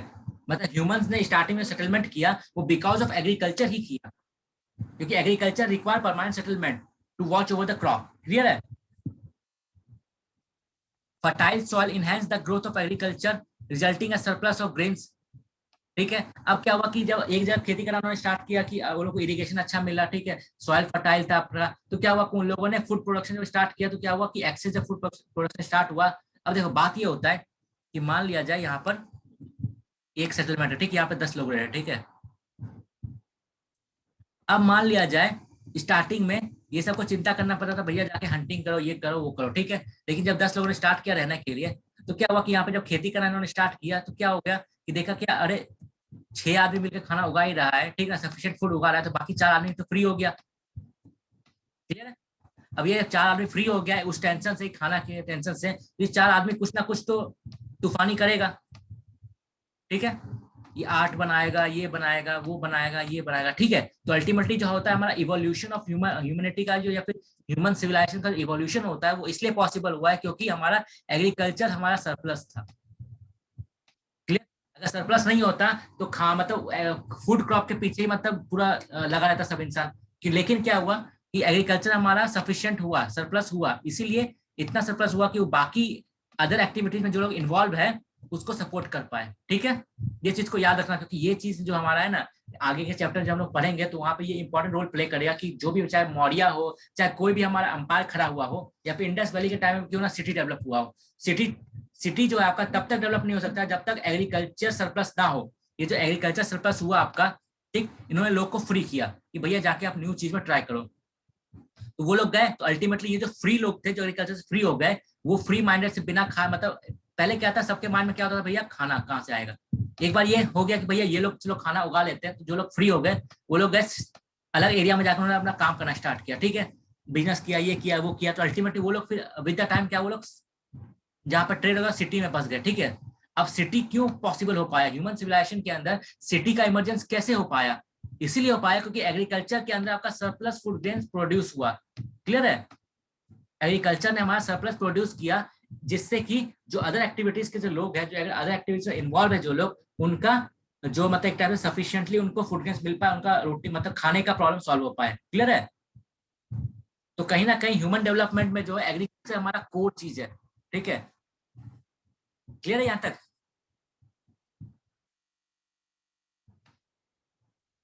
ठीक है, आगे बढ़ते हैं हम लोग फिर। वो ये surplus food production played a major role in the rise of early civilisation. Clear, हमने देखा क्योंकि जब तक सरप्लस फूड नहीं होगा, जब तक हमारा अदर एक्टिविटीज में इन्वॉल्व हो नहीं सकता है लोग। तो large village come to exist, बड़ा विलेज आया एग्रीकल्चर लैंड के आसपास, क्योंकि क्या होता है कि अगर मान लो एक दो आदमी रह रहा है तो उनको सेफ्टी का फील नहीं होगा, लेकिन जब आदमी ग्रुप में रहेगा तो एनिमल से सेफ्टी का हुआ, मतलब क्या, अब देखो सिंपल सा बात है, अगर आदमी रह रहा है साथ में, एग्जाम्पल हंटिंग कर रहा है, अकेले हंटिंग करेगा तो रिस्क है, ठीक है, रिस्क है, तो उस रिस्क को करने के लिए सपोर्ट पाने के लिए, तो ह्यूमंस का एक सपोर्ट है ना, वो स्टार्टिंग से क्या था, नीड बेस्ड है हमारा सपोर्ट। क्लियर है, स्टार्टिंग से ही जो हमारा सपोर्ट है, इंटरेक्शन है ह्यूमंस के बीच में, वो क्या है, नीड बेस्ड है। स्टार्टिंग एक दूसरे सपोर्ट क्यों किया, ग्रुप में वो लोग क्यों रहते थे, बिकॉज हंटिंग जो अकेला पॉसिबल नहीं हो पाता है, hunting is a group activity. Clear है, उसी तरह gathering is a group activity, ठीक, उसी तरह agriculture is a group activity. Clear है, तो स्टार्टिंग से ही देख रहे हैं क्या कि ह्यूमन जो है हमारा, वो एक साथ क्यों रह रहा है, एक साथ क्यों आया, बिकॉज ऑफ नीड। क्लियर है, और उसके बाद जहां जहां उसको मतलब मौका मिला, फिर उसने अपना अकेला भी रहने, अल्टीमेटली साथ में इसलिए आ पाया, सेटलमेंट हमारा तभी स्टाइल क्योंकि ह्यूमंस को इसका जरूरत था। क्लियर है,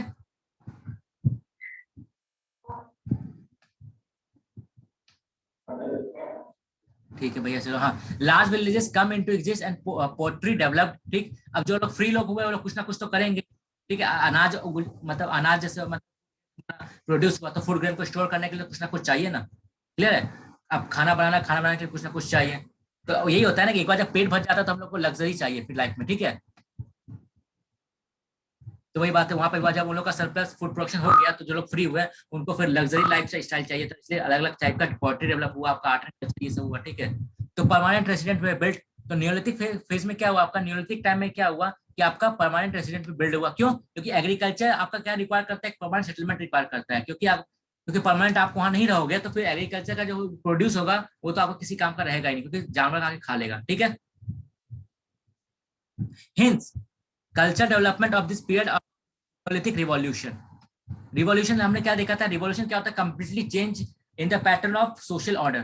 क्लियर है, जैसे हमने क्या देखा था, इंडस्ट्रियल रिवॉल्यूशन जो हुआ था ब्रिटेन के, उसमें क्या था, आपका चाहे इकोनॉमिक हुआ चाहे social transformation, total completely change हो चुका था एक टाइप से। उसी तरह हमारा नियोलिथिक कल्चर के टाइम में क्या था, नियोलिथिक फेज के टाइम पे कि हमारा जो सोशल ऑर्डर था पहले जो चले आ रहा था, उसमें कंप्लीटली चेंज हुआ हमारा, सर परमानेंट सेटलमेंट हमारा आ गया, लोग अब एक जगह पर रहना स्टार्ट कर दिया पर्टिकुलरली, ठीक है, लोगों ने डोमेस्टिकेट किया एनिमल्स को और प्लांट्स को, लोगों ने सेटल एग्रीकल्चर स्टार्ट किया, ठीक है, पोट्री स्टार्ट हुआ इस फेज में, इसलिए हमारा ये जो होता है न्यूलिथिक कल्चर एक टाइप से न्यूलिथिक रिवॉल्यूशन कहलाता है। क्लियर है यहाँ तक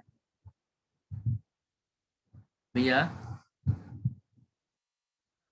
Neolithic culture of India divided into several regional culture. अब क्या होता है देखो, अब मैंने क्या बताया कि इंडिया रहा, ठीक है, अब क्या न्यूलिथिक कल्चर था, अब लेकिन क्या होता है, ऐसा तो नहीं हो सकता ना कि न्यूलिथिक कल्चर है तो पूरा इंडिया में सेम टू सेम डिट्टो एक जैसा, उसके अंदर भी क्या होता है, रीजन के हिसाब से कुछ ना कुछ वेरिएशन होगा, ठीक है, रीजन के हिसाब से कुछ ना कुछ वेरिएशन होगा, तो उस वेरिएशन के हिसाब से कुछ एक दो पार्ट में डिवाइड किया हम लोगों ने, उतना चाप मतलब खाली समझना का कि एग्जाम में उतना डिटेल में आएगा नहीं, ठीक है। Neolithic culture of India divided into various regional cultures and they flourish in different time period, ठीक है, मैंने क्या बताया था, कोई हार्डकोर डिफरेंस ऑफ टाइम नहीं है आपका, ठीक ना, कि ये खत्म हुआ तो ये स्टार्ट होगा, बहुत बार क्या होता है पैरेलली भी दो फेज चलते रहता है।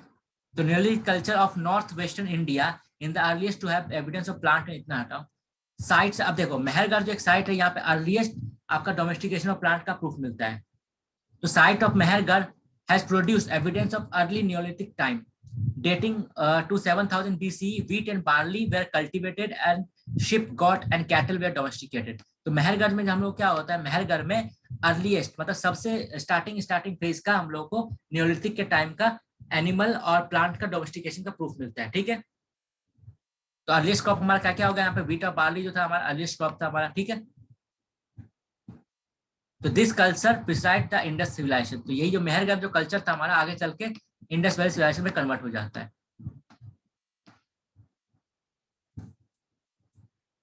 अब यहाँ पे क्या था, they built their houses with mud and buried and death, ये क्या था, अपना जो घर बनाते थे वो किससे बनाते थे, मिट्टी से बनाते थे, और अपने जो डेथ बॉडी था उसको बरीड करते थे, मतलब एक टाइप से दफनाते थे। दे यूज ऑर्नामेंट ऑफ सी सिल, मतलब होता है ना कि मतलब समुद्र का जो वो होता है ना पत्थर वगैरह टाइप का, उससे अपना ऑर्नामेंट्स मंगाते थे सजने संवरने के लिए। ठीक है, लाइमस्टोन का यूज करते थे ये लोग। ठीक, उसका ये भी एक टाइप से आपका पत्थर ही होता है, उसका यूज करते थे, सैंडस्टोन का यूज करते थे। एविडेंस ऑफ पॉटरी हम लोग को मिलता है इस पेज में, टेरिकोटा फिगर मिलता है हम लोग को। लॉन्ग डिस्टेंस ट्रेड यहाँ पे इस टाइम में था। ठीक है, लॉन्ग डिस्टेंस ट्रेड हमारा पॉसिबल था इस टाइम में। Towns way abandoned after the rise of mature ये इंडस्ट्रियलाइजेशन, तो मेनली क्या था, हमारा टाउन आया था, लेकिन अल्टीमेटली क्या हुआ कि वो टाउन उतना बड़ा नहीं था जितना कि हमारा इंडस वैली सिविलाइजेशन के अंदर में था। अब देख लेते हैं हमारा न्योलिथिक कल्चर इंडिया में कहाँ कहाँ हम लोग को मिलता है, इंपॉर्टेंट साइट्स कौन कौन सा है हमारा। ये मेहरगढ़ देखो यहाँ पर है, मेहरगढ़। ठीक है, फिर हमारा बुरजा होम, यहाँ पे हम लोग को प्रूफ क्या मिलता है, एक एक हमारा कब्र मिलता है। ठीक ना, मतलब यहाँ पे एक इंसान को डॉग के साथ दफनाया गया था। ठीक है, क्लियर है। यहाँ पे जो हम लोग को एक डेथ बॉडी मिला था उसमें क्या था कि उस इंसान के साथ उसके डॉग को भी दफनाया गया, तो शो करता है कहीं ना कहीं डोमेस्टिकेशन ऑफ एनिमल, या फिर डॉग कहीं ना कहीं ह्यूमंस के बहुत ज्यादा क्लोज था, हम लोग को ये पता चलता है। फिर एक ये जगह है बिहार के अंदर, चिरांद।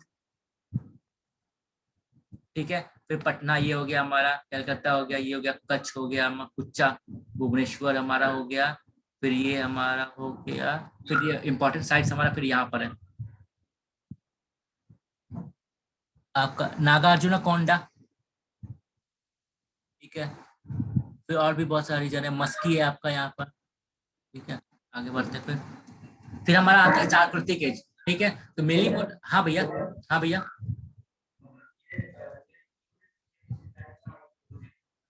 हाँ न्यूलिथिक का कुछ कुछ इंपॉर्टेंट लोकेशन है उसका। ठीक है, तो अभी तक मेनली हमने क्या देखा, पिलोथिक एज कंप्लीट कर लिया हमने। ठीक है, उसके अलावा हमने क्या देखा कि वो लोग रॉक का यूज करता था, इसका यूज करता था। फिर हमने क्या देखा, मेसोलिथिक टूल्स देखा, इसमें क्या रॉक टूल का साइज थोड़ा कम हो गया। ठीक है, मेसोलिथिक टूल्स के लास्ट लास्ट में क्या हुआ कि आपका सेटलमेंट होना स्टार्ट हो गया। हाँ न्यूलिथिक पर्टिकुलर, फिर न्यूलिथिक में क्या हुआ आपका हमारा कि जो प्लांट का डोमेस्टिकेशन हुआ, एनिमल्स का डोमेस्टिकेशन हुआ। ठीक है, एग्रीकल्चर सेटलमेंट हमारा हुआ। ठीक है, फिर परमानेंट वो लोग स्टेबल रहना स्टार्ट कर दिया हमारा। ठीक है, ये सब हुआ हमारा। फिर अब लास्ट में आते हैं चाकृतिक एज में। ठीक है, अब देखो चाकृतिक कल्चर चलते चलते आपका आईबीसी आ गया था। ठीक है, इंडस्ट्रियलाइजेशन, हाँ कहीं ना कहीं एसटी का पार्ट हो गया था, इसकी लास्ट लास्ट में आ गया था वो। तो chalcolithic culture of India are more और less contemporary to Harappan culture and they continued even after decline, मतलब क्या कि चाकृतिक एज जो था हमारा कल्चर जो था वो क्या था, मोर और लेस आईबीसी के साथ साथ चल रहा था। ठीक, और इवन उसके डिक्लाइन के बाद भी कंटिन्यू चलते रहा हमारा। तो unlike the mature urban phase of Harappan civilisation, ठीक है चाकोतिक, अब देखो हड़प्पन सिविलाइजेशन जो था हमारा क्या था, मेनली इसको क्या कहा जाता है, अर्बन सिविलाइजेशन कहा जाता है। ठीक है, उसको अर्बन सिविलाइजेशन कहा जाता है। ठीक, लेकिन जो चारकोलिथिक एज जो था उसके मतलब देखो ये चारकोलिथिक एज और ये हड़प्पन एज, ठीक है, या फिर आईबीसी, ये मेरा क्या था, कुछ कुछ एरिया पैरेलल था, कुछ कुछ एरिया में क्या था, इवन हड़प्पा के बाद भी चारकोलिथिक में चलते रहा। ठीक है, इसका मतलब क्या, इन शॉर्ट चारकोलिथिक और हड़प्पन मेरा पैरेलल में चल रहा था ये। ठीक है, ये दो कल्चर अलग अलग। ठीक, क्लियर है भैया यहाँ तक। हेलो, हेलो,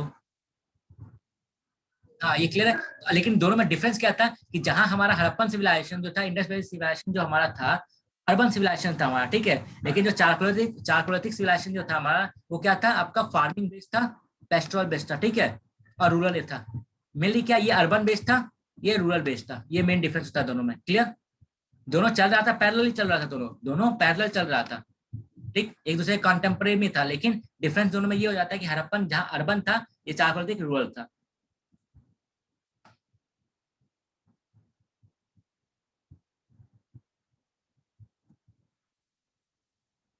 हाँ, दे यूज कॉपर, अब चारकोलिथिक के टाइम में क्या हुआ था, कॉपर का यूज होना स्टार्ट हो गया था। Copper was the first metal use by humans. Clear है, तो चारकोलिथिक के टाइम में हमारा कॉपर का यूज हो गया था। चारकोलिथिक के टाइम में क्या हुआ था, हमारा चारकोलिथिक के टाइम में कॉपर का यूज हो गया था। ठीक है, इसको याद रखना तरीका ये मान सकते हो, बीच में सीओ है ना, तो कॉपर को लिए ये मान सकते हैं हमारा, ठीक है।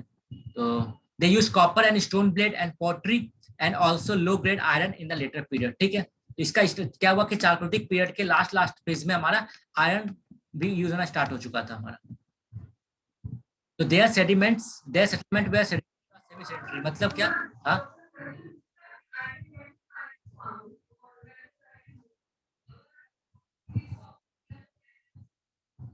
ना ना ना ना ना ना ना, चालकोलिथिक नहीं होगा, आयरन एज ही अलग है पूरा। जब से आयरन, उसका नाम ही हमने अलग रख दिया आयरन एज, ठीक है। हम लोग देखेंगे पर्टिकुलरली आयरन एज जो में स्टार्ट होता है, वैदिक वैदिक टाइम होता है ना, उससे स्टार्ट होता है, वैदिक सिविलाइजेशन से। हम लोग देखेंगे आगे, ठीक है, सब देखेंगे आगे। तो क्या चारकोलिथिक के टाइम में क्या आता है, वो लोग सेडेंटरी और सेमी सेडेंटरी, मतलब क्या परमानेंट और सेमी परमानेंट सेटलमेंट वो लोग रहता था, घर में रहता था, ठीक। Houses were made of stone, mud brick, mud and perishable wooden material, ठीक है। ये था, मतलब ईंटा से बनाता था वो लोग, ठीक ना, और मतलब मिट्टी से बनाता था वो लोग, और पेरिसेबल वुडन मटेरियल लाइक होता है ना भूसा वगैरह, उससे या फिर लकड़ी से, ठीक है। जिससे एक स्टोन फाउंडेशन देता था वो लोग। Structure for storage for grain way found, मतलब ग्रेन को स्टोरेज करने के लिए कोठी टाइप का चीज बनाता था वो लोग, ठीक है। तो पीपल वेयर यू वेयर, हाँ, people use black and red ware and black on red ware pottery, मतलब क्या, वो लोग पॉटरी जो यूज करता था, ठीक। तो उसका क्या होता था, ये आपका ये मान लो कि मटका रहा, ठीक है। ये मटका आपका होता था किसका, लाल कलर का पूरा मटका। इसके ऊपर जो डिजाइन बनता था वो बनाता था किसके, किससे, ब्लैक कलर से। मतलब रेड के ऊपर वो लोग ब्लैक कलर से डिजाइन बनाता था। रेड क्यों होता था, रेड को कलर नहीं करना पड़ता, क्यों भैया, मिट्टी को पकाओगे आप अल्टीमेटली तो रेडी हो जाएगा ना, नॉर्मली है, क्लियर है। उसके बाद फिर ब्लैक से वो लोग डिजाइन बनाता था। तो sites have produce a large quantity of copper object, क्योंकि ये कॉपर एज था हमारा। Southern part of India has not produce culture evidence of the chalcolithic culture. तो कल्चर में साउदर्न पार्ट में क्या है कि हमारा फुल फ्लेज चारकोलिथिक कल्चर का प्रूफ हम लोग को नहीं मिलता है। यहाँ तक क्लियर है भैया? चलो फिर, हाँ। तो इसमें देखो, इसमें मेनली याद रखने वाली चीज क्या है कि कॉपर जो हमारा था वो चारकोलिथिक कल्चर के टाइम में स्टार्ट हुआ था यूज होना, ठीक है। और उस चारकोलिथिक के टाइम में क्या था आपका, कि आपका red and black on red ware pottery start हो गया था। ये दो चीजें इंपॉर्टेंट याद रखने वाला जो एग्जाम में आ सकता है यहाँ से, बस खत्म। और ये मोर और लेस हड़प्पा के कंटेम्प्रेरी में था बस, ठीक। उस समय क्या था, पैरेलली एक और कल्चर हमारा चल रहा था, ऑर्चिड कलर पॉटरी वेयर कल्चर, ठीक। तो ये मेनली कहा था, हमारा नॉर्दर्न इंडिया में था, चारकोलिथिक कल्चर के आसपास में ही चल रहा था, ठीक है। फाउंडेड इंडो ग्रीक मतलब गैंटिक प्लेन में था, and may have had some association with early Vedic culture के साथ भी था। साइट प्रोड्यूस कॉपर फिगर, ठीक है, तो इसलिए इसको कॉपर होड कल्चर भी कहते हैं हम लोग, क्योंकि चारकोलिथिक के साथ साथ में चल रहा था, तो नेचुरल सा बात है चारकोलिथिक के साइड में चल रहा था आपका, तो ये कॉपर का टूल यूज कर रहा होगा in a rural culture and has evidence of the cultivation of rice barley और लेग्यूम्स का हम लोग को प्रूफ मिलता है कि यहाँ पे इस टाइम में इस सब का कल्टीवेशन हो रहा था मेरा। They also had pastoralism with evidence of cattle. तो क्या है कि हम लोग प्रूफ क्या मिलता है ये लोग ने, कि मतलब चरवाहा लोग टाइप था ये लोग एक टाइप से, कि जो लोग कैटल को, शिप को, गॉट को, पिग को, हॉर्स को चराता था और बाद में उसको अपने हिसाब से यूज करता था। They use copper and terracotta ornaments, animal figure also found, clear है। इतना चाप नहीं लेना है, ये वाला भूल सकते हो आप।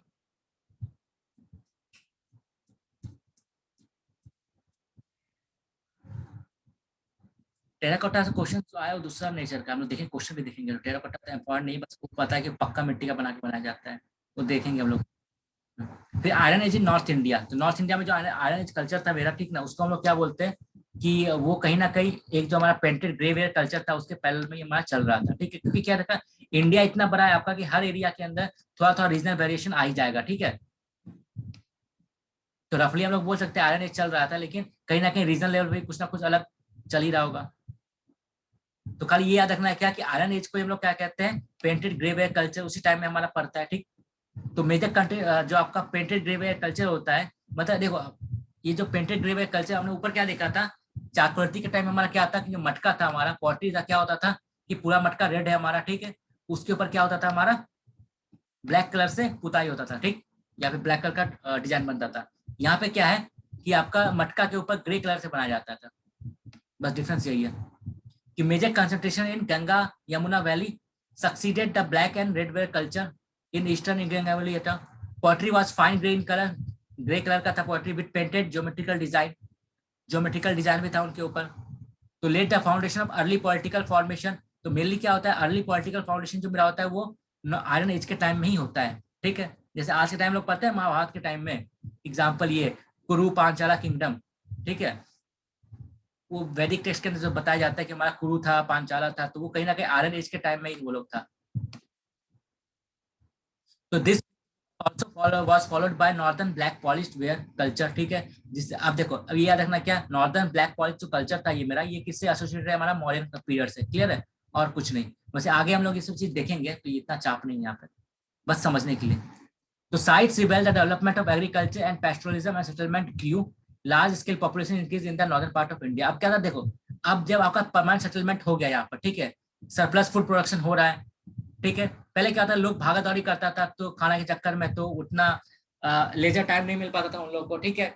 लेकिन अब क्या है कि भैया आराम से अनाज वगैरह मतलब खेत में डाल दिया, वो अनाज बड़ा बड़ा होगा अपना। तो कुछ लोग भी एग्रीकल्चर से कुछ लोग फ्री हो गया, प्लस एग्रीकल्चर आपका 24/7 या फिर 365 डेज वाला बिजनेस तो है नहीं ये चीज। तो अल्टीमेटली क्या हुआ कि लोग जब सेटलमेंट हुए यहाँ पे, ठीक है, तो उनके पास फ्री टाइम हुआ, सरप्लस फूड हुआ, सरप्लस फूड था उनके पास, ठीक है, फिर फ्री पीपल थे, ठीक, और सरप्लस टाइम हुआ, तो क्या हुआ, जब ये कॉम्बिनेशन बने मिलेगा तो क्या बनेगा, पॉपुलेशन ग्रोथ होगा, ठीक है। आदमी खाली बैठे करेगा तो करेगा क्या, क्लियर है। तो वही हुआ development of agriculture and pastoralism and settlement grew, large scale population increase in the northern part of India, ठीक है। Iron age in north India was associated with painted grey ware culture, ये याद रखना है। In south it was associated with megalithic burial mounds, ठीक है। मतलब iron age तो हमारा वही चीज है, लेकिन नॉर्थ के अंदर जो आयरन एज है वो कहीं ना कहीं हमारा पैरेलल किसके चल रहा है, हमारा पेंटेड ग्रे वेयर के पैरेलल चल रहा है। और साउथ के अंदर क्या हो रहा है, वो मेगालिथिक कल्चर के पैरेलल पे चल रहा है, क्लियर है। यहाँ तक क्लियर है भैया। हेलो सहेली, ठीक है चलो। अब देखते हैं, हमने नॉर्थ का देख लिया, साउथ का देखते हैं हम लोग, क्या मेगालिथिक आयरन एज जो साउथ में था हमारा। अब क्या था, burial system followed by the people of mesolithic period continue. अब देखो, न्योलिथिक पीरियड के अंदर जो उनका ब्यूरल सिस्टम था, मतलब दफनाने का सिस्टम था ना, वो मेगालिथिक पीरियड में कंटिन्यू होते रहा, ठीक है। मेगालिथिक, मेगा मेगा का मतलब क्या होता है, लार्ज, लिथिक का मतलब स्टोन। तो यहाँ पे क्या होता है, जो लोग डेड बॉडी को दफनाते थे ना, तो उसके ऊपर बड़ा बड़ा स्टोन का स्ट्रक्चर बनाते थे, ठीक है, क्लियर है। हम्म। तो अच्छा, क्योंकि यहाँ पे जो डेथ बॉडी होता था ना, या डेथ मतलब ब्यूरल जो होता था, उसके ऊपर बड़ा बड़ा स्टोन का स्ट्रक्चर बनाया जाता था। बहुत जगह पे उसका अलग अलग शेप का होता है, कहीं पे स्क्वायर, कहीं पे रेक्टेंगल, कहीं पे ट्रायंगल, कहीं पे सर्कुलर, कहीं पे कुछ भी, ठीक है। A circular tomb using stone slab built upon the place of burial is called megalithic, ठीक है, ये हुआ। Black ware was mostly in burial modern not human habitation. Mainly क्या है कि जो ब्लैक बेयर यूज होता था मेनली, अब देखो जहां पर बुरियल हो रहा है ना आपका, ह्यूमन सेटलमेंट एरिया, तो ये रहा ह्यूमन सेटलमेंट, ठीक। तो ह्यूमन सेटलमेंट के बाहर के एरिया में एक दफनाने का जगह होता था, वहां पे वो लोग उसको दफनाता था और बड़ा बड़ा स्टोन स्ट्रक्चर बनाता था, ठीक है। वहां पे ब्लैक बेयर पॉटरी वगैरह यूज करता था ये लोग।